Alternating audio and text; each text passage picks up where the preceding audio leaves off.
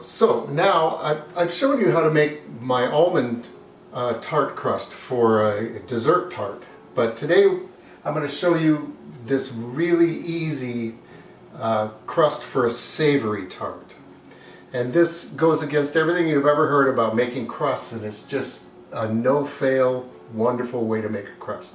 So I have in here 1 cube of butter, and I'm going to add to that a 1/4 cup of water, a tablespoon of sugar, a 1/4 teaspoon of salt,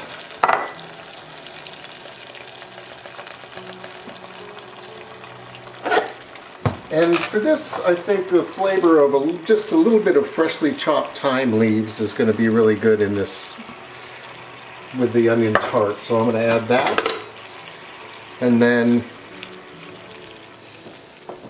we cook this until all the butter's melted.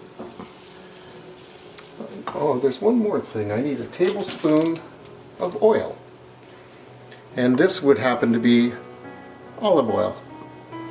Oh, Popeye!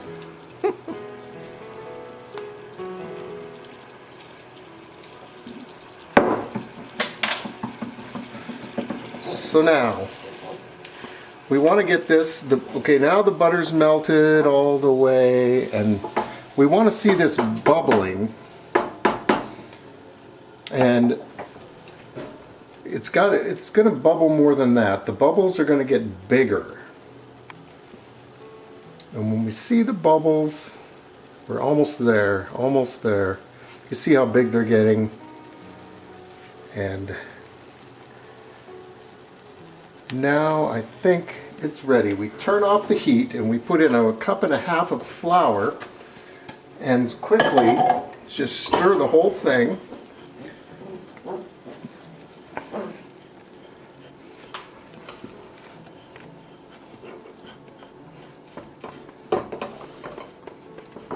I tell you, I have never had this crust fail in any fashion. It's amazing to me.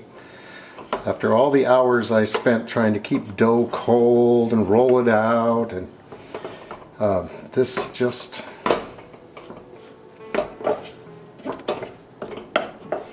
Look at that. We've got a pie dough. So let's go put this in our pan, and then we'll wait for it to cool.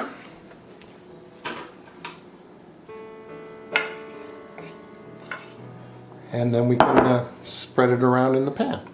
And that is the no-fail pie dough. So now our dough is cooled enough that we can move it around in the pan. Ooh, barely.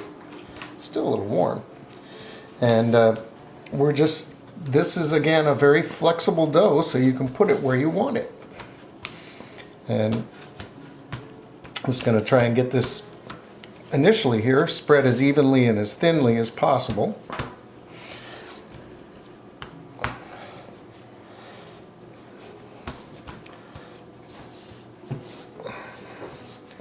And then again, we want to make sure it comes all the way up the side of the pan.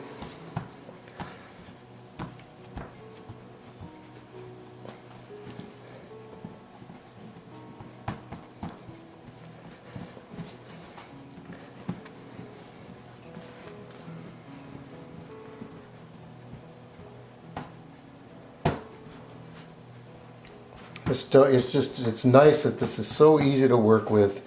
You can fill in empty spots where it got too thin. You can take some from one place and put it in another. It's just a lovely dough to work with.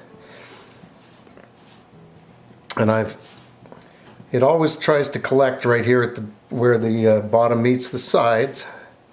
So you have to give some attention to pushing that up. And this recipe will actually make a pie crust for a taller pie plate, so there's going to be some extra for this tart pan.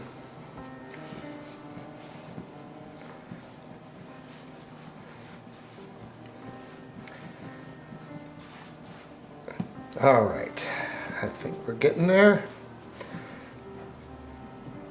Break off the extra.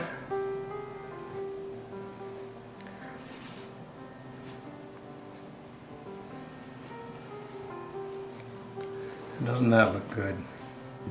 Good job. So, one thing I learned from last time, you'll remember the pie weights were brand new last time. Well, this is their second outing. So now I have a bigger piece of parchment paper.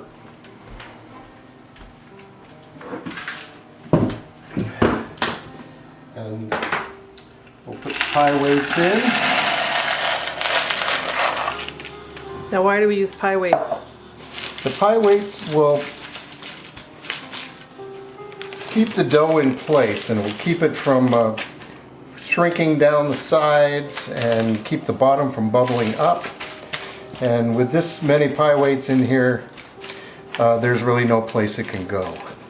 The other thing I learned last week using these pie weights is these ceramic weights hold a lot of heat, so there really is no need to take the weights out and cook the bottom more. The bottom is cooking just fine with the amount of heat these weights retain. So this is going to go into a 400-degree oven for 15 minutes and it'll be done. Okay, timer's going off. I bet our pie crust, tart crust, is done. Out it comes.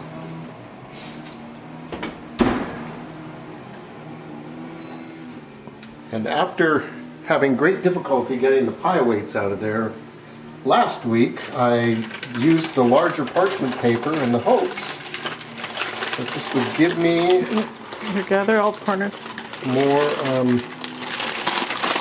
Oops, trying to help. control over these weights as they come out. And look at this. Ta-da! That was much better. And there we have savory tart crust. Look at that, that's beautiful.